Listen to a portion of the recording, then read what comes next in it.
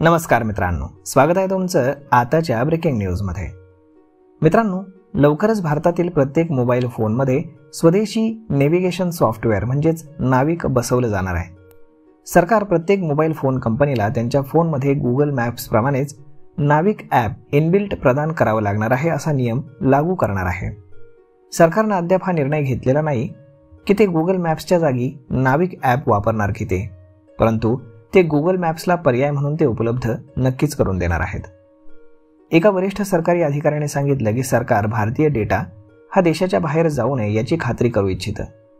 गुगलसह अनेक ॲप्सचं सर्व्हर हे देशाच्या बाहेर आहे, ज्यामुळे त्यांना योग्य वाटेल तसा भारतीय डेटा वापरण्याची परवानगी मिळते, ज्यामुळे सिक्युरिटी आणि तंत्रज्ञान तसेच राष्ट्रीय सुरक्षेबद्दल चिंता निर्माण होते। परंतु आता इथून पुढे असं होणार नाही याबद्दल काळजी घेतली जाते। सरकार इतर अनेक पावले देखील उचलतंय, ज्यामध्ये प्रत्येक सर्व्हरसाठी भारतीय बनावटीची चिप असणं अनिवार्य करण्यात आले। इतकंच नाही तर सीसीटीव्ही कॅमेऱ्यांमध्ये बसवली जाणारी प्रत्येक चिप भारतीय असेल आणि यासाठी नियम देखील विकसित केले जात आहेत। या व्यतिरिक्त सर्व भारतीय डेटाचं सुरक्षा ऑडिट हे केलं जाणार आहे। अनेक सरकारी मंत्रालयांची त्यांच्या संपूर्ण प्रणाली ईमेल पासून ते दस्तऐवज शेअरिंग पर्यंत परदेशी कंपन्यांच्या सॉफ्टवेअर पासून ते भारतीय कंपनी झोहोकडे मोठ्या प्रमाणात स्थलांतरित करण्याचंही काम चालू आहे। यासाठी योग्य निविदा प्रक्रिया घेण्यात आली आहे।